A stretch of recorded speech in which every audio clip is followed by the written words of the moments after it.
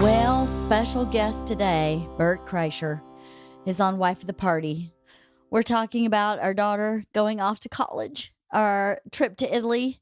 That was so awesome. We talk about that for a little bit. I don't know what else we talked about. Times in life when you struggle and how struggle makes you a better person, or that's where you learn. So I don't know. It's a good conversation, as it always is with Bert. I think we have good conversations with each other. I just wish we had more of them. I feel like we only have conversations like this when we have a podcast. The rest of the time we're talking about who's picking up who from the bus stop. Anyway, I hope you enjoy this episode with Bert and me talking about life at the Kreischer house. Thank you for coming back every week. Thank you for all your emails. I read all of them. Thank you so much. And yeah, enjoy the episode with me and Bert. You just lay in there? Yeah, and then they lower Can you. you nap? Yeah. Oh, you can. Hyperbolic nap. Are we rolling? Are we rolling, Halston? Hyperbolic. Hyperbolic Chamber. nap. Hyperbolic chamber. Do you just go in there and tell lies? That's not what hyperbole is. I know it's Hyperbole is, this desk looks good in here. You think so? I think it's too long. No, it's perfect for putting your feet up. It's way too long. It's not long enough. I'd have it run into the next room. Come on. It's way too long. So what are we here to talk about on today's podcast, Leanne? I think we should talk about our trip to Italy and our impending... Don't. I was telling Tom about it in Two Bears. Our impending... Don't even say it. Move to college. Yeah, I'm going to have a hard time with that. You think so? Very. What do you think is going to be the hardest?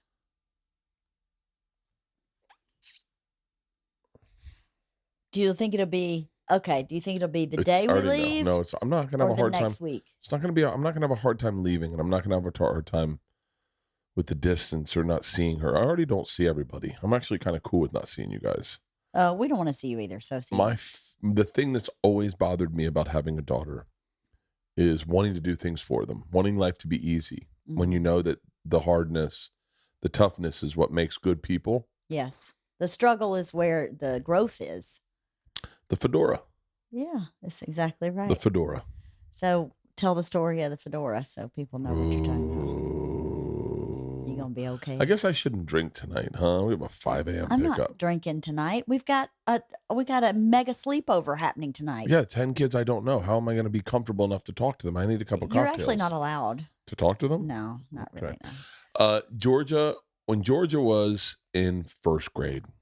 It was second grade. Hyperbolic. She moved schools in she moved schools and I started kindergarten in second grade at our local elementary school. When Georgia was in second grade, we moved to a new neighborhood. We knew no one. Mm-hmm. And she called me into her bedroom the first day of school. So remember, this is the heels of you were really hardcore daddy on duty, because until we moved from that apartment to our house, I worked full time. So if you were out of town, right. I had a nanny when I was in my office. If you were in town, we sometimes had a nanny, sometimes not, and you were daddy on duty. So you were like Mr. Mom. Yeah. Until Georgia was 6 and Isla was 4, which is when we moved. Yeah. So I was very plugged in. I wasn't doing the road as much as I ended up doing the road. I think things started happening for me at that time. That's right. I did one season of Bert the Conqueror. Yep. But you were super plugged in. I was super plugged in. You three were really connected. You three were a unit. And then first day of school, Georgia calls me into her room. And she has a fedora on. And she looks at me dead serious and goes, "What do you think, Daddy?" And I went, "I think it looks great." She goes, "Yeah, that's what I thought." I was like, "Wait, are you thinking about wearing it to school?" And she was like, "Yeah, it looks great." And all I thought was, don't be the kid that stands out. Don't be the kid that gives a reason for everyone to look at you. Right. Just slide in, make a couple new friends. This from the guy who wore a Speedo and lace-up moccasins At that same age. Yeah, but I know, but I was ridiculed about it, but I didn't know. I was too dumb to know. Yeah. But you had no perspective that she might be too dumb to know if people ridiculed her about And her my fedora. dad, one day we went to the University Square Mall, and this back when that was a mall people went to. People still go there, but not anyone that isn't a White Walker. It's just homeless people there, I think now. It's just I haven't been there forever. It's not fair for me to say. All I know is that when I was older, I went to University Square Mall to go shopping, and I was like, this is not the same mall that I grew up in. Uh-huh. So one day I went to University Square Mall with my dad. I was probably 6 years old, and I had my Speedo on, and he said, I got in the car, and he goes, do you want to go put some clothes on? And I said, no, I'm good. I'm going to wear this. A Speedo and moccasins. And he said, I think you're going to be uncomfortable. I said, no, I'm actually really comfortable. I feel really good. He said, no, I think you'll notice that you're the only one wearing a Speedo and moccasins at the mall, and you're going to stand out. You don't just put on regular clothes. And I looked at him. I said, I'm fine, Dad. He went, okay. And that was my baptism into society. Yeah. That was when I realized there is a tax for being different. There is a scarlet letter you can wear, and it was in the shape of a Speedo. People stared at me as I walked through the University Square Mall, where the dolphin and the turtle were. Right, I'm not even joking. Where the knife shop was, and the dolphin and the turtle over by Moss Brothers. And at that moment, we were right by Oshman's. I realized people were staring at me, like kids were staring at me. Yeah. Everyone was staring at me. I was also pretty cold. And my dad looked at me and he said, do you want to get something to wear? And I said, yeah. And we went to Oshman's and he got me a sweatsuit. Not even like a good sweatsuit, but like a sweatsuit. Yeah. Tracksuit. Yeah. And I put it on with my moccasins and I walked around signing up for the law of the land. I signed up that day. I got rid of my individuality and I bought the farm. I said, I don't think that's entirely true. Well, it's not entirely Maybe true. you put your individuality in your back pocket for a minute, but I think you whip it out pretty often. If we're gonna talk, if you want a great podcast that comes full circle, then you'll just shut your mouth and let me talk. Oh, you mean this is a Bert cast? So then here I am, probably a little bit older than my dad was at the time. My daughter now is 6. And she's got the fedora on. And she's asking, honestly, what do you think, Daddy? And I think she's beautiful. No front teeth. Seriously, Dad, no front teeth. But the most honest face. I said, you look great. She said, I'm going to wear it to school. And I said, oh, you're going to wear it to school? And she goes, yeah. And then looked at me like to put it back on me. You said it looks great. Dad, I'll be like the coolest kid at school. And my heart crushed. And I tried my hardest to suppress my dad's advice to her of don't stand out. I just didn't say a word. And we got on our bikes. She gave me the fedora to ride her bike. She put her helmet on. I held onto the fedora. We rode our bikes onto campus, got in trouble. Some guy yelled at us. Yep, we got yelled at for riding bikes. Yep. Rode our bikes onto campus. And I was holding on to her fedora, and she's getting ready to go into first grade, getting in line. Second grade. She was 7. And she looked at me in a panic and said, Dad, the hat. And I was like, motherfucker. So I gave her fedora. She put it on. She looked at me and confidently walked into second grade. And then that day we went, this is what's going to bother me about college is that feeling I had that day. I said, I was angry at you. You're always angry at me when something makes you emotional. Yeah, because I was like, I didn't sign up for this. Yes, that's what happens. I just wanted a little bit of pussy. That's all I wanted. And now here I am. Just all I wanted is to have sex with Leanne for the rest of my life. I wanted to have sex with Leanne. And now here I am, a fucking mess, riding my bike back home. I was a fucking mess. All because of that goddamn fedora. I was a wreck that whole day. Uh-huh. And then I came and picked her up. She had a great day. And she didn't, I don't, if I'm not mistaken, she didn't even have the fedora on. And her friend came out wearing the fedora. She was like, Dad, the fedora was a hit. Everyone. I think you're right. She said everyone wanted to wear the fedora. Yeah. And everyone took turns wearing the fedora, and she made friends. She was the cool new kid. But what's going to be the problem for me is that Is what? That you don't think she'll put on the fedora? Or that you don't think... My fear is a number of things. As they get older, that she no longer will wear the fedora. Or she'll wear the fedora and someone will say something to her and it'll shut her down. My fear is putting them out in the world and then letting the world fuck with them. Yeah. And that's what scares me is like, is she going to make any friends? I mean, is she going to make any friends?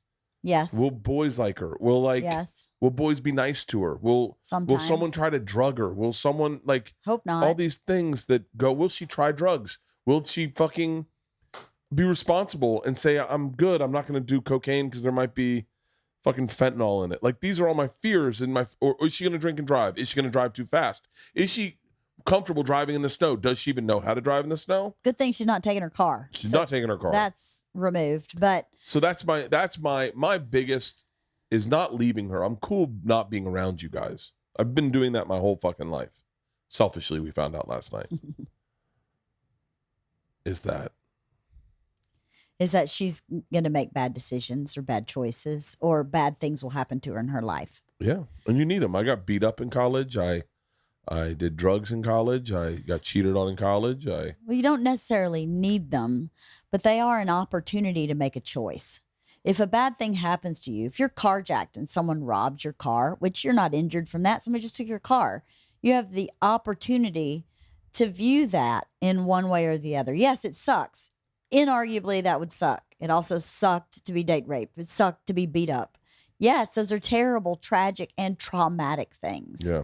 But how you deal with that tragedy or hardship or struggle is what makes you who you are. Mm-hmm. So I don't wish any of those things on her at all. I don't. I have to have faith. I have faith that if she has something really hard happen to her, that she will find a way to manage it and cope with it and hopefully reach out for help for it. The thing is, as we were saying earlier, and I don't think she would mind me sharing this, she's very upset today because all her friends have already left for college. Mm-hmm. She's home for a full month after her 3 core people have left. She has other friends, obviously, but they've all left too. There's only a handful of people left here. They've all started their lives, and she's sitting here on pause. Sitting on pause, and she's crying really bad today. And she told me, she said, I've been crying every day for a week. And I said to her, I'd be worried if you weren't crying, if that's how you really felt. If you really felt that sad and upset and you decided to eat it, to drink it out of your perspective, to do drugs, to forget about it. This is all the stuff I do. To start hanging out with bad people just to hang out with people. But instead, you've decided to feel it. To feel it. Yeah. And when you feel it, then you are in touch with who you are and the truth of who you are. And the minute you stop that shit, you're deciding to be disconnected from the truth of how you're feeling. And that's so unhealthy. I'm trying to remember stuff I want to talk about. So if she can keep in touch with how she feels, the likelihood that she would get into some trouble lessens. Doesn't mean it goes away, but it means it lessens. It means that she goes, you know what? I'm feeling nervous here. Where's my friend? You know what? This is not a good situation. I'm leaving. You know what? I know that street drugs are laced with fentanyl and horrible things. I'm not doing it. The minute you start running from the truth that you know, that you've learned and that you've been given from your family and your core people, the minute you start departing from that is when you really start getting into trouble. Mm-hmm. So doesn't mean she won't get into trouble. I'm not delusional. But the only thing you can hope for is the parenting that you did was good enough. Not perfect, but good enough. That she has a good enough head on her shoulders. You have done a ton of parenting. I'm so freaking tired of you saying that. It's exhausting. Well, I take that back. You're right. You're right. Victim talk. Yeah, but no, it's not victim talk. It is. I have done no parenting. I just feel. Shut up. You have done a ton of parenting, and you've been a very good parent. You have not been perfect, and neither have I. So I haven't been perfect, and you know that. I know. Yeah, I know. So I never claimed to be perfect. I claim to be good enough. I am good enough. Yeah. And you're good enough too. And if you do a good enough job, then you have to trust in that. And know that if you did a good enough job for here, if they get into trouble, we're going to be there. We're not going to go, your problem sucks for you. The problem I've been having with raising daughters is that the society fucking shakes. Society's set up to kill little girls. I had a bit about this a long time ago. Oh, yeah? And I tried to work it out, and I kind of bailed on it because it was almost like it's not the kind of comic I am, really. Maybe I could figure it out maybe next hour, but society's set up to kill little girls. Society's set up to prolong little boys. Society rewards little boys and keeps little boys. It's meant for little boys. You always can see the little boy in a guy. A little boy and a guy is always there. If it's, I mean, quite honestly, LeBron James he's a bad example because he's such a volatile character. Everyone kind of hates him or loves him. Tom Brady is still a little boy. Ultimately, he's playing a little boy's game for big stakes, but he really is. He is a little boy, and when he does little boy stuff, they smile at it. Yeah. And there's that old adage, boys will be boys, right? Yeah. Boys will be boys. So Yeah. when Gary Hart gets on a boat with a prostitute or whatever the Marla Maples was, whatever that lady was, we know boys will be boys. There's a guy lifts a girl's shirt up. He's 28 years old. Oh, boys will be boys. Mm-hmm. That's society's set up for boys will be boys. I'm not complaining. I've have an arrested development for my whole adult life. But with little girls, it murders them. It murders little girls. If I said to Tim Dillon, who is just here, if I said, we had a football and I go, hey, go deep, run a pattern. He would run a pattern. Immediately, he would run a pattern. That's how a boy works. Hey, you want to have a catch? Fuck yeah. It's immediately you regress to being a little boy. If I say, hey, you're going to go play dolls, you're like, huh? Like, when a woman has her period, it all of a sudden, that little girl's murdered, and she's now a woman. And she has the burden of being a woman, of boys looking at her, of men looking at her, of her developing. All of a sudden, all her private parts are swelling and getting bigger. And that's what bums me out about having little girls, is I loved having young daughters. I loved playing with them. I loved hanging with them and doing stupid stuff with them and going to the backyard. And then all of a sudden, one day, that shit's over. Mm. One day they don't sit on your lap. One day they don't cuddle with you. One day they refuse to get into a bed with you. Refuse. Not just like That sounds creepy. So clarify. You mean like all of us get in the same bed and watch TV? You don't mean like, no, hey, not baby. like, hey, Isla, come get in the bed. No, but even like, hey, it's a joke in our house, but like we call it the cuddle dungeon. Yeah. But no one would get like, all the dogs could be in bed. If you're in bed, every girl gets in bed. Yeah. But if all the dogs are in bed and I'm in bed, they're like, ugh. They don't look at it. It's gross. And it stinks. It stinks. All of a sudden you have these two little things that you loved more than anything in the world, and their view of you changes overnight. But with boys, that doesn't happen. Yeah. It doesn't happen. I still kiss my dad on the cheek. My daughters would never kiss me on the cheek. Annie doesn't kiss my dad on the cheek. Cotty doesn't kiss my dad on the cheek. I still kiss my dad on the cheek. It's the thing that I've had the hardest time with is them. Is what your relationship has to transition into simply because of their gender. Because of their gender and because of what society deems for years and years and years, society has made it so that gender, women, have to kill the little girl. Well, I think it's a bit more.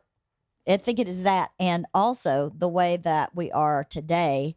I think young women, I don't know, this is going to sound really bad, but I think culturally sometimes the messaging about boys to girls is they're subpar. They're stupid. The messaging. Oh, I know what you're talking See what I mean? about. I know what you're talking about. Like, I talked about this a little bit on Two Bears. Like the Me Too. The war on boys. Exactly. Where they're not, he's just stupid. No, he's not stupid. He's just a boy. Yeah. And he comes at the world as a boy, and boys are linear, simpler, cleaner thinkers. They don't complicate things with a lot of like dramas and what ifs. A girl never sees a penis and goes, "Oh my God, what the fuck is that?" A girl sees a penis like, "Ugh, gross."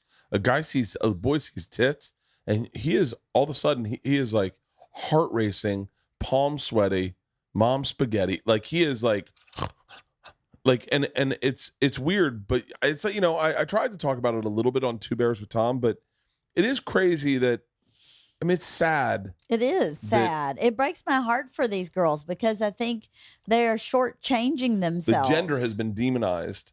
I agree. And maybe rightfully so. Maybe boys have not been cool throughout history. No, they have not. Men have committed the vast majority of atrocities. White men, but men in general. Yeah, you're right. And it makes sense. But, what you're saying makes sense. But I don't know. I think that boys or young men these days really have a hard knock of it. Maybe I'm playing devil's advocate because I know we've talked about this. I know that, but playing devil's advocate, maybe that's okay. Maybe.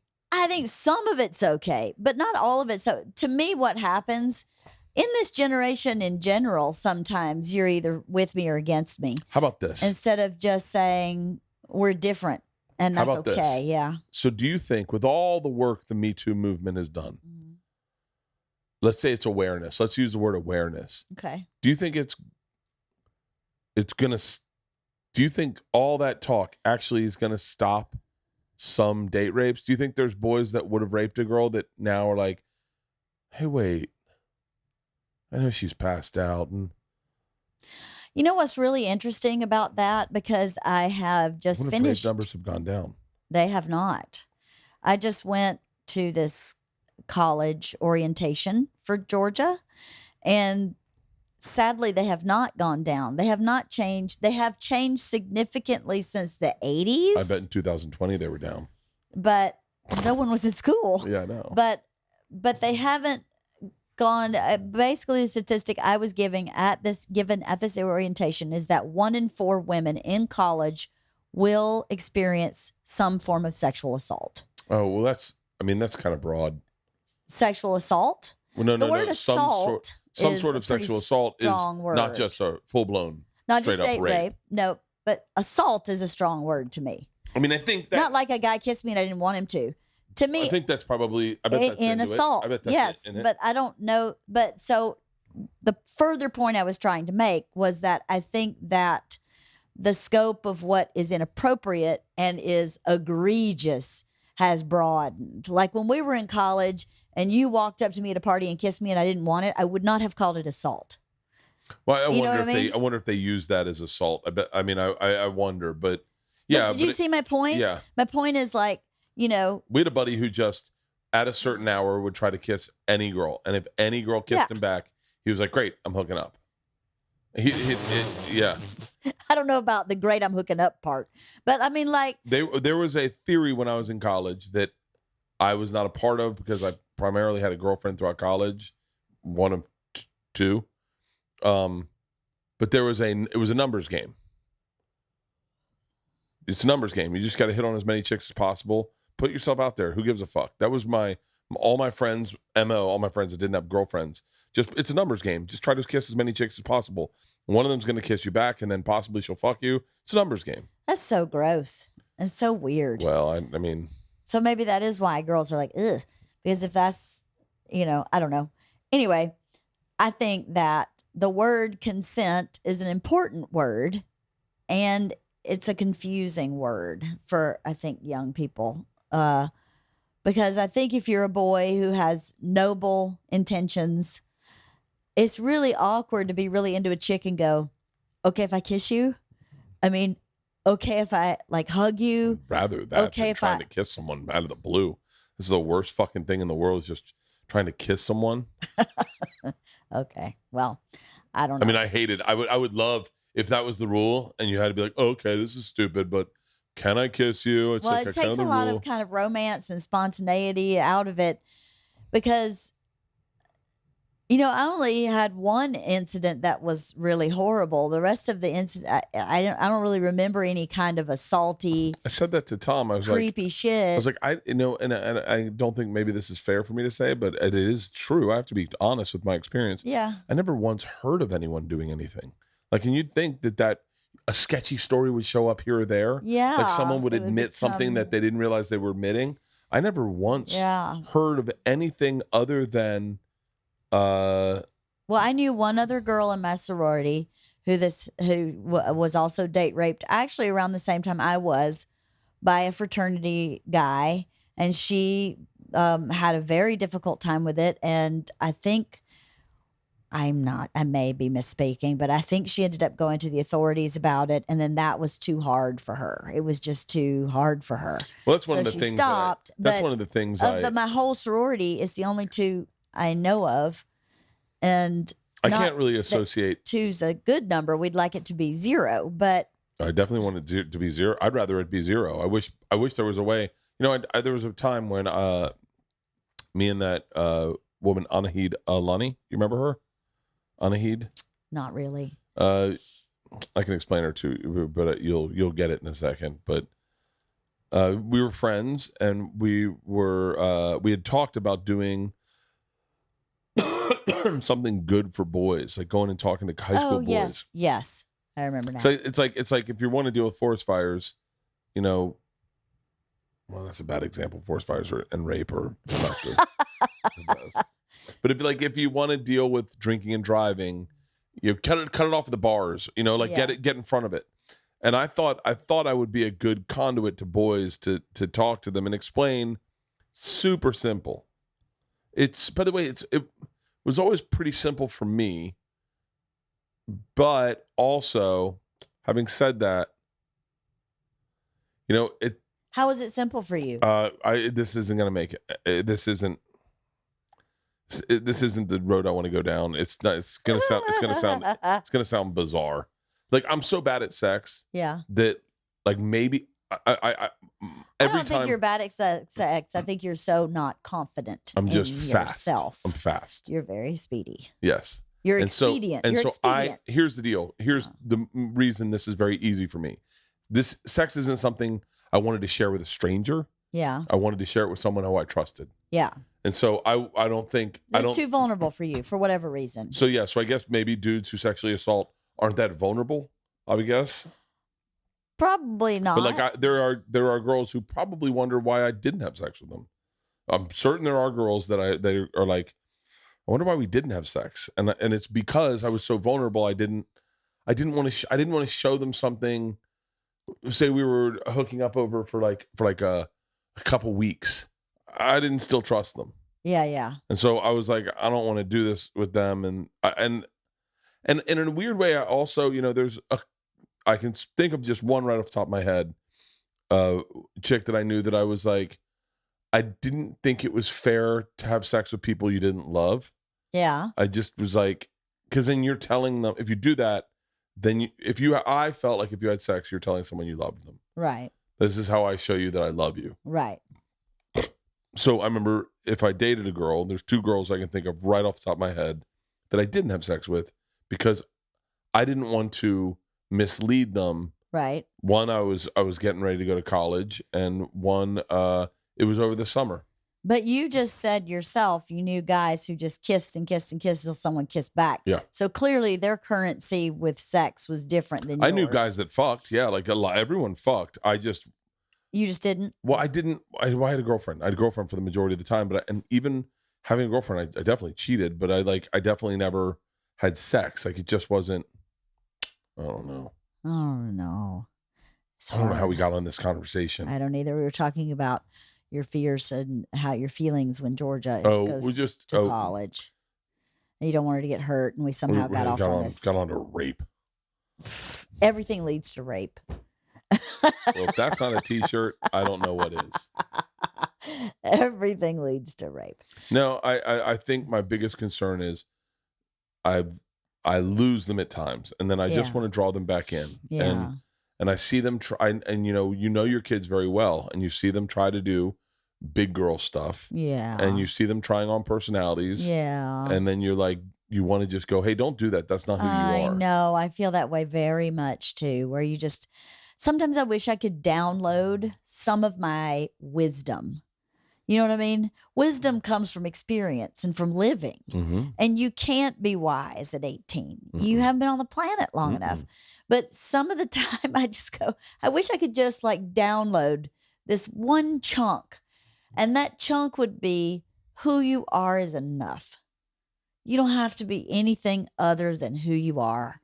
Well, Who say that you to me. are is enough. Who I am is not enough. If you can walk on campus knowing, really believing that, but that would be an anomaly, because there are people like that. There are people, I'll tell you right now, and I mean, don't agree or disagree, but Segura has always felt like he's enough.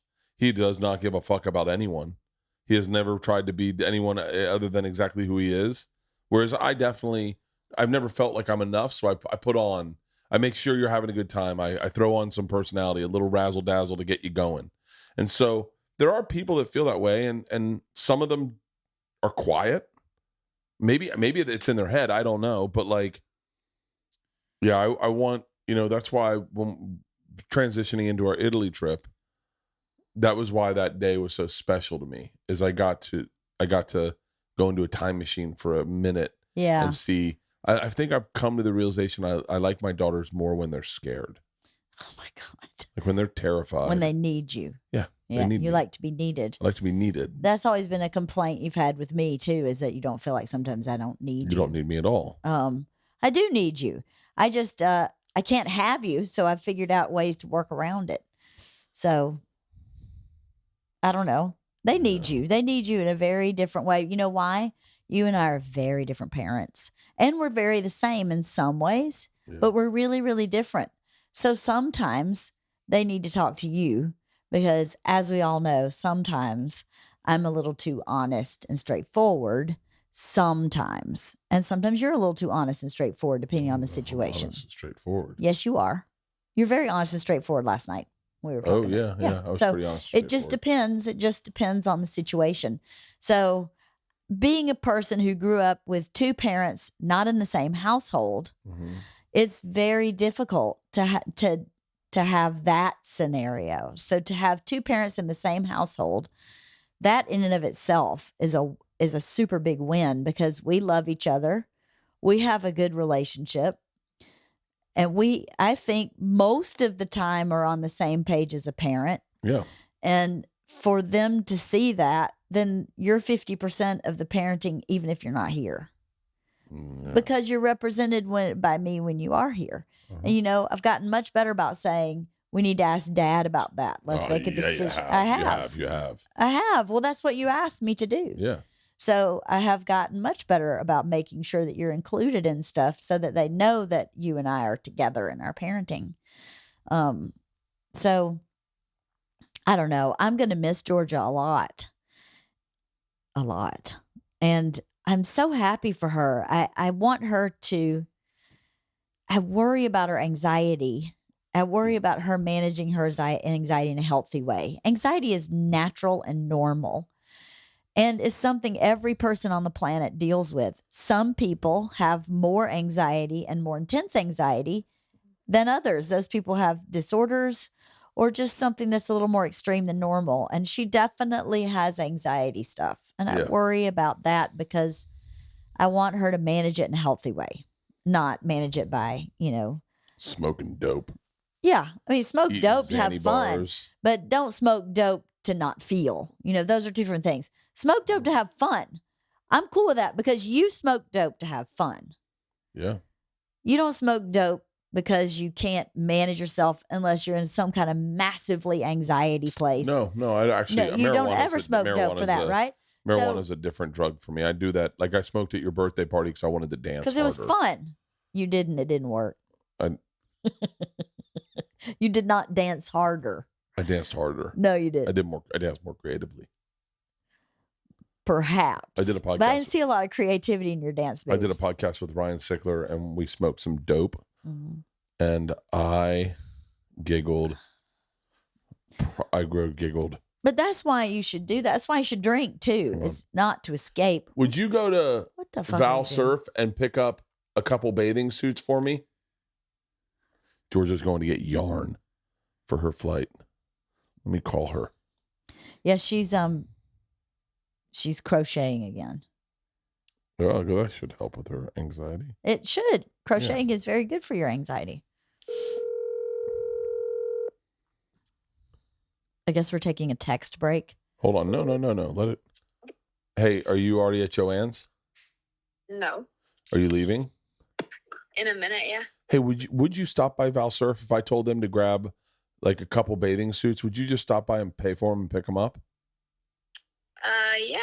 You sure? They're closed. Well, yeah, if you want. They're closed? They're closed. Yeah. Fuck. They probably closed at 6. All right. I love you. Love you. You sure Val Surf is closed? I just looked it up. Val Surf, Riverside Drive closed. Fuck. Sorry. Val Surf is closed. 6 p.m. Told you. You know, I knew who I was going into college. You're lucky. But I figured out who I was in college. Exactly. Like I was an open book. I was a raw nerve going into college, and I was confident in being different. I had long hair, and when I pledged to fraternity, they hated having long haired dudes, but I had long hair, and I ended up kind of figuring out I figured out what I wanted to do, but it'd be interesting. I would love to go back. I was really not an insightful person back then. I don't know a lot of 18-year-olds who are super insightful. I don't think I had much anxiety back then either. I don't think you did either. You know what's interesting about you and your memories is sometimes you think who you are today is who you were back in time. Oh, it's not. When did I start getting anxiety? I mean, I've always had anxiety attacks since I was a little kid. Yeah. But I don't think I had anxiety in college at all. I'll tell you when your anxiety got worse. When you worked for Travel Channel. Oh, yeah. You're right. A lot of things in your chemical makeup shifted from being afraid of dying every 2 days. It was Travel Channel. You're right. Yeah. You're totally right. It was PTSD. It was your PTSD and anxiety. You had all this intensity with no recovery, and your anxiety has never been the same. It's like your pot boiled. And, even when you turn the temperature off, the pot stays hot. So as soon as you have something that gives you a little anxiety, that's a really great analogy. That's why turn it back on, you boil again like that. Yeah. It's because you've never been able to let your pot cool all the way down. Your pot was pretty cool when we were first together. It was pretty cool. And you would have these flare-ups from time to time, but then it would cool back down. You were eating a lot of Xanax for a very small period of time before Travel Channel. In how many years were we together before Travel Channel? 6, 8 years? No. Yeah. Georgia was 6 when you started? Or I was 30. I turned 37 when I started Travel Channel. Okay. So we started dating when you were 29? 29. So yeah, we were together for a long time. And you didn't have any anxiety, really. It was there, but it wasn't like when Travel Channel happened. Travel Channel, I felt like I was in an alternate universe. The whole time I was like, I remember having thoughts in my head going, what is actually going on here? Like, what is actually happening here? And how am I supposed to manage this? Like, what am I supposed to do? And, when we had that moment in Yosemite when we came back and I said, actually, this is out of my depth. I can no longer do this. I'm not a professional because you had been in this state of intense, high anxiety for so many years. And I was used to before the Travel Channel, thinking that was going to come back, where you'd have a moment and then you'd calm back down and have a moment and then you'd be fine for a long time. And that never came back. And so that's when I was like, you've got to get some therapy because I can't handle this anymore. Not that I was going to leave or anything like that. I just was like, I am completely helpless. I have no idea how to help this person. And I'm suffering now because that argument we had in Yosemite, I was like, I don't deserve that. And that wasn't actually real. That was a make-believe thing happening that was caused by anxiety and pain medication from falling off a waterfall. And I kept going, this isn't fair for me anymore now. Like, I can't get him back down so that I can have an honest relationship. So we've got to do something. And then you got into therapy and you got a lot of help in the beginning I think it helped you a lot to get at least the PTSD piece kind of calm down. Now, your anxiety is so much better now than it was when you were on Travel Channel, but it is still far worse than it was before Travel Channel. So I don't know how you get that brain, that boiling pot that never completely cools down. I haven't stopped. To cool, well, no, that's very true. You haven't stopped. You haven't had a lot of recovery. Although this summer you did have some. Barely. I ended up working more than I thought I would. Yeah, it was a full tilt summer. Yeah, we did. I worked more than I thought I would. I got healthier than I wanted to get a little healthier, but I got healthier than I thought I would. You did a great job in the 240s. Finally, yeah, totally. Finally, you look great. You worked really hard on your health and well-being. I really do. I wish I could commit to a thought about drinking. What does that mean? Like last night, it's so interesting. I know that there's got to be someone that understands this thought. But like last night, perfect example. I wanted to drink last night, but I did not want to drink last night. That was where my head was. I want to get a cocktail. I do not want a cocktail, but I want a cocktail because I would love to have a drink and relax with my family, but I do not want a cocktail because I don't need a cocktail to drink and relax with my family. I want to get a drink because I've had a long day. It's been a stressful fucking day. Yesterday was a crazy week. It's been a really crazy day with just business stuff. All week. Yeah, has been this week has been and a lot of emotion. It's been a lot of emotion. Yes, this week's been a doozy. And I wanted to drink to decompress, but I didn't want to drink, so I wanted good recovery so I could work out. I wanted to lose weight, but I wanted to drink, but I didn't want to drink. I got it. You've explained it. I got it. I don't want one. I don't. I don't want one. I don't. But it's going back and forth that makes me a little crazy. I remember the first Sober October we did, the very first one. I was in DC, and I said, I was at the comedy club. And I said, well, I can drink up until midnight. And I was like, don't drink up until midnight because you're not going to want to stop at midnight. You're not going to want to stop at midnight. You're going to want to have a drink after that. And then I was like, and I literally was in the shower before I was going to the club. And I was like, well, maybe I'll just do LA time because they're all doing LA time. And I'm on East Coast time. And I'm really going to be doing LA time when I start drinking. So why don't I just go ahead and start drinking? I'll drink until 3 a.m. 3 a.m. And then I go, no, wait, don't drink at all. Don't drink at all. But if I do drink, I can go to 3 a.m. No, but if I do drink, I should go to midnight. You know what? That's why I shouldn't drink. I do that all the time. And then finally, I just didn't drink. I just didn't drink. And I went to bed and I woke up and I was actually totally fine. And I went and got on my plane to fly home for the first Sober October. And I flew home. And my favorite thing in the world is not a drink at an airport. Oddly enough, which everyone would think. My favorite thing in the world is having not drank on an airplane and getting a coffee. Those coffees are so good. It's the best coffee you'll ever have in your life. Oh, my God. You just get off the plane. So why don't you just do that all the time?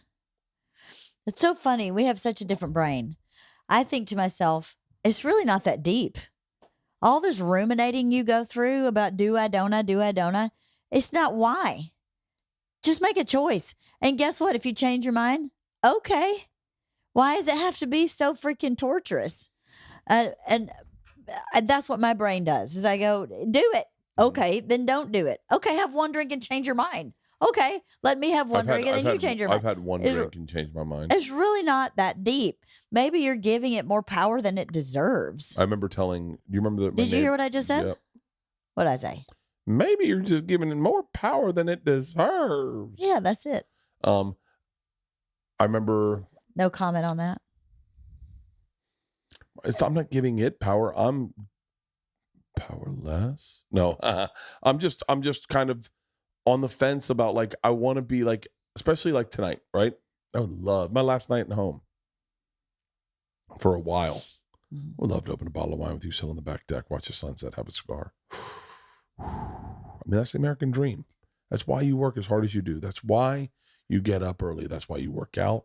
That's why you eat good. You do it all so that at the end of your day, you get to have a glass of wine with your wife, have a cigar, and maybe not even say a word. That's why you build decks. That's why they build docks. That's why the sunset's only so married couples like me and you can sit. That's it. You look prettiest in a sunset. You look so pretty in a sunset. It's because you can't see me clearly. I know. And I think that, and I wonder, sober couples. I know a sober couple. Joe List and his wife are both sober. Yeah. And so is Rosebud and her husband. They're both sober. Yeah. And I see them do stuff and I go, so wait, how do you end your day? And I guess it's just like, go take showers, go to dinner, and then let's go to bed. Why can't you do the exact same scenario with a non-alcoholic drink? Well, you started introducing me to those. Yeah. You just have to put it in the right glass, right? It's the same theory you had about the vehicle for water. What's the delivery service for water? You put it in a beer, you put it in a fucking tall boy. Exactly. And I can murder it. And I can murder it.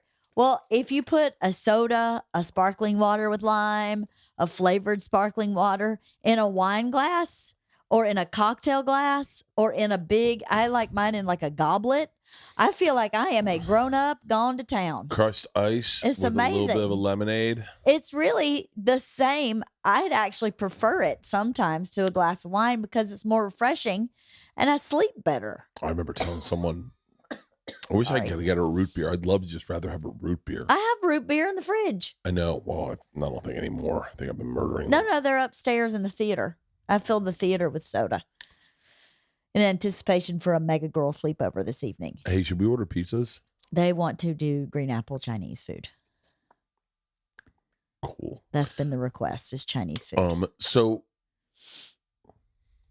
my best vacation I ever had in Hawaii. In Hawaii? Yeah. Is about to happen? No, I think I already had it. Oh, you did? Yeah. Oh. So that one trip I didn't drink.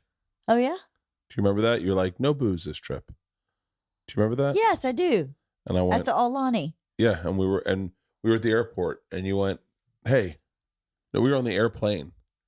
And I was like, I think I'm gonna order a drink. And you go, no booze this trip. And I went, what? You go, no booze this flight. If you want to get a drink when we get there, that's fine, but no booze this flight. So I was like, okay. I go, what do I do? And you're like, take a Xanax for the flight. I took a Xanax for the flight and I passed out and I slept amazing. And I woke up and I was like, hey, I'm stone sober. Yeah. And I remember we rented a car. We never rented cars. We did. We rented a car because I was stone sober. And Georgia and I took walks every morning. Yep. And the only part that sucked was the luau. Because the luau wasn't the fanciest luau we'd ever been to. It was kind of like a cheap luau. It was not the fanciest. And it was a Costco luau. and I was like, ugh. I was like, this is what life is. No sparkle, no razzle dazzle, no just sitting here with other fucking white people just staring at the islanders like fucking colonizers. And then that woman started nodding out from pills. Do you remember that? I do. And I went, thank God I'm not on drugs and alcohol. All right. And we went home. We had a great fucking trip that trip. That was great. We had a great trip. You don't need alcohol to have a good time. You don't. You don't. Sometimes it just is the appropriate way to have a better time. But not all the time. Like when you go to see live music, I love to have a drink when you see live music. I love to have a drink at a dance party. Not that I need to drink to dance. I mean, we just had a birthday party for me and I had 2 drinks the whole night. And the whole night I had 2 drinks. And you don't need it to have a good time. But sometimes it is fun to get loose and loopy. If I got loose and loopy all the time, I think it would be less fun. No, it's not. It would be for me. No, it's not. It would be for me. It's not. But I'm not my favorite thing. My favorite time to drink. Yeah.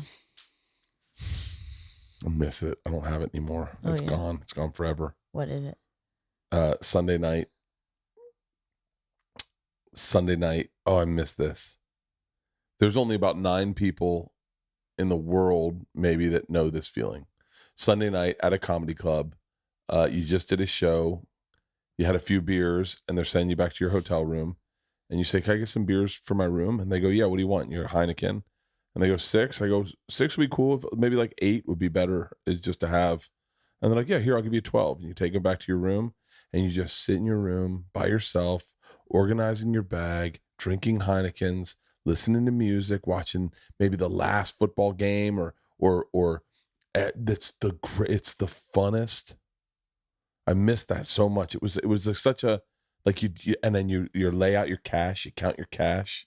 I miss the clubs. I mean, obviously I'm very, very, very, very grateful to be performing in the venues I am. But the clubs were such a great time in my life. Yeah. It was. And there was a period of time that if I could go back, Tim Dillon said something to me today. Uh-huh. I'm gonna frame this. I want this tattooed on my arm. He said, right now. You want it tattooed on your arm? Tattooed on my arm. Uh-huh. He said, right now, you're in your best slice of life you'll ever have. You're healthy. You're still drinking. No one said to stop. You got the house, the families, everyone's alive. Your parents are alive. You're making more money than you've ever made. You're performing the best shows you've ever done in the biggest venues you've ever done. This is the best time. Yeah. Why aren't you celebrating it? And I was like, yeah, like the truth is, this is the best time. I wake up sometimes depressed, and I think that's so fucked up now, because I go, no. This is the best time. I have no blockage in my arteries. My heart's completely healthy. My Widowmaker in here, the John Ritter thing, totally fine. My cholesterol's good. My liver enzymes are fine. I'm working out. I'm the strongest I've ever been. I'm doing the best comedy I've ever done in my life, in the biggest venues I've ever performed. I'm in love with my wife. My kids are healthy. My kids are happy. My daughter's going to college. It's the only thing that bums me out is I'm losing George, but this is the best time of my fucking life. When I'm 70, I'll look back to this moment and go, whoo, that was a fucking time. I look back at a lot of things and look back and go, that was fucking great. Like I look back, remember I was telling you last night, I was like, the day I fell off that Flutog, and the Flutog in Philly, I was shitting blood, or blood was coming out of my ass. He took me to the doctor. He gave me a rectal exam, told me my blood pressure was high. And I stopped drinking for a period of time, and I was hanging out with the girls you were working. I took them to the park. I think of that day all the time. Yeah. Took them to the park, and Georgia kept fucking railing me with softballs. We were playing wiffle ball, and and Isla's fucking running around like a lunatic behind me. I think of that. I think of that a lot as a great time in my life. Yeah. That was a great time when our kids were younger. And it was a great time we moved to this neighborhood and made all these friends and made all these It was the best time great of my life. memories with these 4 families with the campers. I used to think high school was the best time of my life. We had some great times in high school. I had a great time in high school too. Had some good times in college. I had some great times. I did college better than anyone could have ever done college. Yeah, you did. I did college better than anyone could have ever done college. I got voted the number 1 party animal in the country. I spent 7 years there roughly. I had the best time. So I got what's the worst time of your life? Gotta stand up. Will Smith discovered me 6 months doing it. Loved it. Even when I was at my lowest in my career, I was happiest in my life. I remember I told you this. When I worked for FX and I was doing the X show, right when I moved out to LA, I was doing this show called the X Show. I've said this a number of times. I foolishly thought I was a millionaire. I didn't do the math right. Me and Eddie Fernandez were in my car. We were over on Franklin, and Franklin and like Vine, and I got the call. They're like, "You're gonna make $5,000 a week." And Eddie, I just didn't do the math. And Eddie looked at me and goes, "You're a millionaire." And I went, "I'm a millionaire." I didn't do the math. I thought I was a millionaire. When I was driving down Franklin again one morning in a Jason Williams jersey, listening to Ja Rule in my black and tan Eddie Bauer Expedition. Yeah. I loved that car. Specific, man. And I remember thinking, I was driving to work. It was cool. You know those winter mornings in LA that it's cold. Yeah. I remember thinking, I thought this would be more. I thought this would be better. I have money. I'm a millionaire. Not really, but I'm a millionaire. I think I'm a millionaire. I thought I was a I millionaire. believe that I I'm had a a TV millionaire. show. I was like, I thought this would feel better. I remember going like, that's odd. I remember just being like, this lacks something. It's just like okay. And then cut to, we are broke as fuck. We're living in Detroit on the first floor. Detroit is a street, not the city. We're living on Detroit, 435 Detroit Street, 435 South Detroit Street. Yes. Apartment 109. That was our first apartment. We're living in apartment 109. And I was skateboarding back with a gallon of milk and a tall boy Foster's. Yeah. And I remember thinking, and we're broke. We have just Georgia. Maybe we just had Isla. No, we moved upstairs when Georgia was 10 months old. But regardless, whatever the time was, I wasn't headlining and we were broke as fuck. Yeah. And I remember thinking, this is the happiest I've ever been in my entire life. I've never been this happy. Well, baby and I had girl. no fucking career. Can you believe we had kids? I can't believe it. I can't believe it either.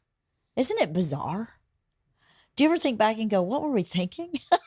You know what? Can I tell you the one thing? Yeah. That I wonder if other people think this. I didn't really put too much thought into the person I was having kids with, other than I knew I loved you. Uh-huh. Like I didn't go like. You didn't think about me as a parent. I didn't think about you as a business partner. I didn't think of you as a life partner. I didn't think of you as a friend, like a person I'll be spending time in the car with to go get IVs and get our hormone panels done. I didn't think of you as anything other than, boy, I love this chick. She makes me giggle. I like the way her brain works. And I like spending time with her. I didn't think like, man, I hope I look into her eyes when I die. I hope those are the eyes I see when I die. I never thought like, well, she'd be an excellent nurse. I can't wait to to spend time with her family for the rest of my life. I never thought like that far into it. I just kind of thought, yeah. Yeah. She gets me. Just yeah. Okay, I didn't really thoughtfully, like I've done more research on cars than I did on you. Like my car I have should right now. Should I be flattered or offended? I'm not sure. I think you should be flattered. Should I be flattered? Where you're Well, like, I'll take this one. She likes me. I'm happier with you than I've been with any of my cars. Does that make sense? Then with any of your cars? Yeah, if you're still around. I don't think that is actually true. I think you definitely love your cars. I definitely did more research on my current car. Yes, you did. Than you did on me. I did more research. I'm not even joking, and you know this is a fact. I did more research on bull mastiffs than I did on you. So what kind of research could you have possibly done on me? You don't mean research. You mean like thoughtfulness about future. Like you were a gut instinct. You were like, oh yeah. Like not just, yeah. Isn't that interesting? Huh. I didn't like sit and go. Because I did. You know you did. And I went, I don't know if I can do this. I'm not doing this. And then Christina Rumbly went, oh, you're done. You're totally doing this. So just give it up and let's go watch Finding Nemo. So I had a big panic attack going, I cannot live with someone who is this messy. I cannot live with a slob. I cannot be married to a comic. We're going to be broke for the rest of our lives. Am I willing to work this apartment job for the rest of my life? Because he ain't getting a day job. I'm the one. Today, when we were in bed and we were being sexual, is there a part of you that goes like, I got done or we wrapped it up and whatever happened. And I went into the bathroom and I had a towel in my hand and I put my hands on the thing and I looked down and I just saw my gut blocking my dick. And I thought, there's no way that this is attractive to her. Like this has got to be like, there's no way that when she was like a kid, she was like, I hope I get a big fat gutted, small dicked, bad breath. I'm looking for a bear. I'm looking for a fucking. I need a bear. Like what you would imagine a portly politician looks like.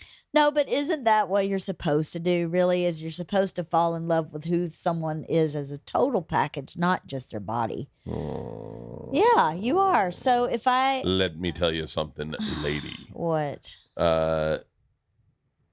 Was it yesterday? Were you wearing jeans yesterday? Yeah. Yeah. I saw your ass in those jeans and I was like, thank God she still got it. That's because I work out my ass all the time. I feel like it's just getting bigger. It is. Bigger. It is. Well, no, I like Thanks, it, though. babe. I like it. I like it. It's just I was getting never an ass bigger guy and until bigger you. and bigger and bigger. And I'm like, it's out of my control to an extent. I don't know. It would be really bad if our relationship were based mostly on what you look like physically or what I look like physically, because I got wrinkles, I got saggy places, Yeah, I know, I got tried to fix that today. bellies, I got You booties. shut it down. She's like, You does your got the wife need belly filler? I with was a like, I don't small. know. You tell her. Oh, shut up. Um, You know what I mean? I think a healthy relationship is full. It kind of covers almost all your nooks and crannies, and if you do that, if you have a full relationship that's honest and real, then I think that means less. Not that it means nothing, but that it means less. You know what I mean? If you were lacking a connection, intellectual connection, a personal connection with me, then maybe it would matter more. I stopped that watching I've porn. aged. I stopped watching porn. Yeah. Yeah, because I was like, I was feeling a disconnect. We talked about this on Two Bears too. Tom and I both talked about porn. The next Two Bears you see with me and Tom, the whole thing is almost all about us talking about porn, because I'm not going to tell you what I was watching because I think it would bother you, but like, it's just something you've never heard of that you'd be like, huh? Yeah. What? Do what? Uh-huh. Do, huh? Huh? Say what? Shut up. Shit, I ain't never. What? Shut your mouth. Dude, get y'all. So, but I was like, that's not what I have. That's not what I do. I don't even know why I'm watching it. I wouldn't even let someone do that to me. But I'm not, and I was like, Why am I here? why am I watching this? Like, what am I doing? What am I doing? Yeah. And then I said to Tom, I was like, I thought they were a couple. And he's like, they're not a couple. That's a prostitute. And I was like, oh. I was like, yeah, what guy lets a woman do that to him? And Okay, so anyway, you already had this conversation with Tom. yeah, okay, never mind. Yeah, save it for Two Bears. Yeah, save it for Two Bears. So to answer your question, I am attracted to you. My libido might be a little different because What do you mean? Like my my sex drive in general is different. I think because of it just is my age, my hormones. Your hormones. Scientifically, your hormones change when you're. If they said you could take a pill, Mhm. and it would change your sex drive, would you take it? I think so. All right. Yeah. Well, I'll call the Next Health and be like, hey, give her the pill that makes her. She wanna needs a fuck. Spanish fly. Y'all got one of them Spanish fly? So wait, let's talk real quick. We should wrap this up soon. Yes. We're about an hour 15. Let's talk about Europe. Okay. Because I want to say this to couples out there. Europe was a big trip for us. We planned for a long time. Yeah. It was not cheap. It was not cheap, but it was worth it. Yes. And I'll say this to anyone listening. You don't get those. Yes, a lot of great memories are for free. Yes. But some you pay for, and they're even better. Sometimes, yeah. Like, or bad, but sometimes they're good. And like I think of the vacations I took with my family, Kadiani and my dad, my mom, and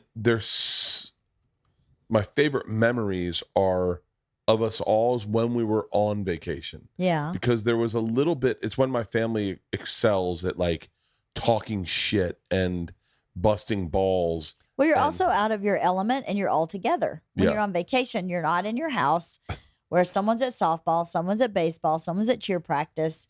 Everybody's in and out. You may sit down at the dining room table and talk to each other every night, but it's not the same as when you're 24/7, just your family in another location. I mean, I Right? think of the time that one year, and I don't know how to the right way to say this, but one year my dad, in lieu of payment from a client, him and his partner got, or maybe not in lieu of payment, I don't know the right way to say that, but they got offered by a client to take their families. We each got a trip on a boat, on a like a yacht, not a yacht, but like a sailboat? big sailboat. Mhm.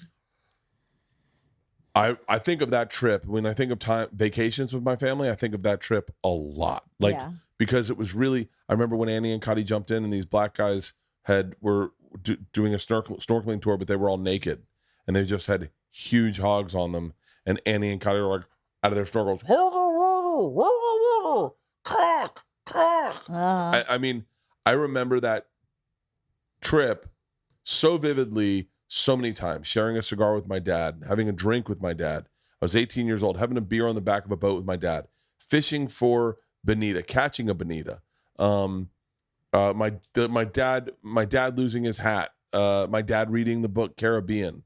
My mom throwing up. Bob Marley. Like, I remember so many vivid memories from that one trip. Yeah. That it's invaluable, and I'm I'm so grateful that we got the opportunity to take a trip to Italy with our girls. Yeah. And that it was right before Georgia goes to college, I think, is another key point, because as most parents who have 18-year-olds who are about to go to college, she was never home. She was with her friends all day, every day. And this kind of forced the four of us to get really connected again. I think we got really connected on that trip. We got really connected. We had a fucking blast. Great. We got really connected. I got to watch her drink and realize she's not a lunatic drinker. Nope. She would cut herself off and be like, I'm done. And I was like, oh, I like that. Yep. And it was great for her and her sister to share a hotel room and just be by themselves and get lost in Venice by themselves and rely on each other. Oh, it's great the day in Venice when me and you walked around and they got lost. And we just had a fucking blast. And it was fucking awesome. It was amazing. And I think Georgia will take that trip with her to college, not even knowing that she's taking it. You know what I mean? That we all four got really connected.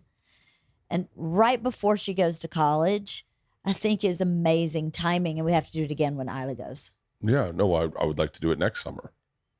I don't know if we can do it with your summer next summer because of when Isla's school starts. We have like 1 week. But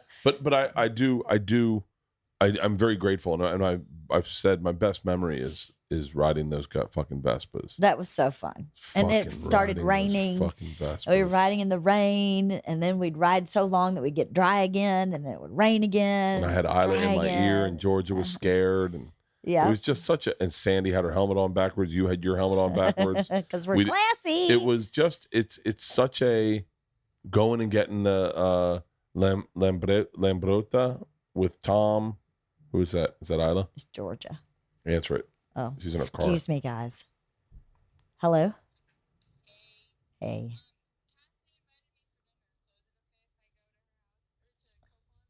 Of course, it's okay to go to dinner with Cassidy. Yes. We have a 5 a.m. pickup tomorrow. Yes. Did you hear that? She's already packed. Okay, she's packed? Yeah, you're packed, right? Yeah, she's packed. Okay, so just don't be out too late, okay? Okay, tell Cassidy hi, okay? Love you. She said she loves you too. Thank you. He said thank you. I love you too, I mean. All right, bye, baby. She's still so sad. But I'm glad. Cassidy's a great girl. Yeah. She's a really great girl. She was the class chaplain.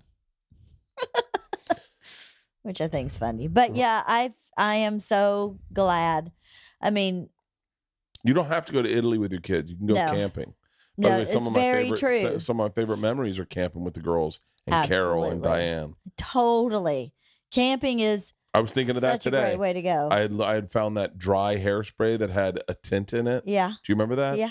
And I remember waking up and going, spraying it all in my hair, and all of a sudden I was like, hey, I'm not bald anymore. Oh, there you go. And I remember riding bikes. I was thinking, so funny. I was thinking of that Yosemite trip we took with Diane, Carol, Scotty, both of Carol's daughters. Yep. Granny. What's his name? Was Howard. Howard was there, right? Yep. And I remember the most pain I'd ever been in is when we floated that river. Yes. And we had to walk on the rocks. And everyone had shoes except for us. Yep. We didn't have water shoes. And then who bailed on us? Scotty. He bailed on us. Scotty was like, and I'm out. I'm out of your fucking out. raft. But those family true. trips are the best. That's why I'm taking Georgia to Hawaii. I know. I think you guys are going to have a really good time. I think, again, she and I are really connected. We always have been from birth. Georgia and I have been super connected for her whole life. Yeah. And she's always been connected to you. But I think we'd both agree we had some rocky times where you guys didn't get each other for a little bit. The pandemic. So, but I was a little too aggressive. You might have too much dad. You might have been a little heavy-handed. A little heavy-handed. But that's okay. You guys are in a great place now. Right. I think you're genuinely in a great place now. You're so similar, just like Isla and I are so similar, that your headbutts come from the similarity. I need her to understand that it is easier to take a right on red than a left on green. You need to let it go, and let her have her own life. Please clip this out. And post this on I'll post it on my Instagram. Hey guys, do you agree with me in that? Oh my God. Listen, Scorpio, male. Yeah. Fucking drop it. It's not that deep either. She's going to get into a car accident. No, she won't. She's been driving for 2 years. Whoa. And she's done just fine. So leave her the fuck alone. Okay. Okay. All Thank right. you. I Thank just you. think Drop it. it's Drop so it. much Drop it. easier to No, take no, a right, a right, and a right. Of course and a it right, is. a left, and a left. Of course it is. And when your parent shoves that down your throat constantly, I know, but you're not gonna do it. You need to hear it and follow it like it is the and Lord. she will do it when she's ready. And until then, shut the fuck up. Leave her alone. You get hurt. You got where you needed to go. What difference does it make? The difference isn't in when she doesn't get hurt. The difference is in when she gets hurt. But she has never gotten hurt driving. Knock on fucking How many wood. car accidents did you have at her number age? 6. 8? 6. I thought it was 8. It was 8. So I say she's doing all right. I've been in more car accidents than I've had sex. What if that's... You mean than the people you've had sex with? You've had sex more than 8 times. Good times? What? That I performed well? Oh, shut 8. up. Now I have no idea what I was going to say. The trip to Hawaii, I think, is going to be really good for the two of you to go together without me, without Isla. So you guys can just be together. Yep. Dad and G. Because George and I have plenty of connections like that. We have lots. Just sit at a bar and watch me drink? No, you have to out? make sure you take care of her. I know you will. No, we're going to have a great time. You're going to have a great time. And Isla and I will just be here doing surfing every morning. Homework and carpool and drop off and pick up. Whatever. All right, let's go see Isla's friends. I know. I can't wait, right? Yeah. Order some Chinese food. Yep. That's racist. I think it's just food. No. I think joking. I think you do call it actually Chinese food. All right. Well, I love you. I love you. I love you more than you love me. You said that was kind of... That's gross! I love you. Keep your tongue in your mouth when you say love. I love you. I love you. I love you. That's gross! I love you. No, just say it regular. I love you. Oh, it can't stay in your mouth. Oh, who have a tongue thrust? Does someone have a tongue thrust? Shut It's like being in love with Seriously? a lizard. I love you, lizard.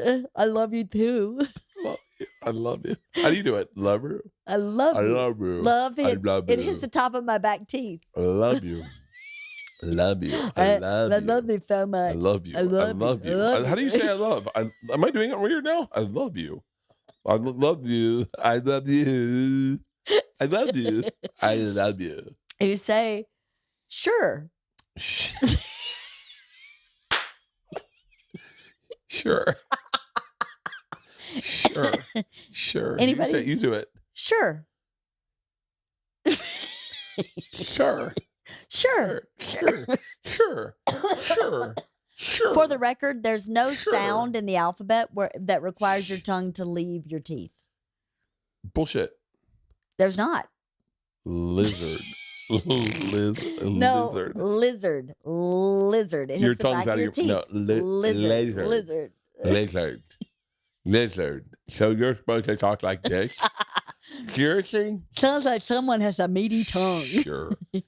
Sure. Sure. Jillian. All right. Anyway, I love you. I love you.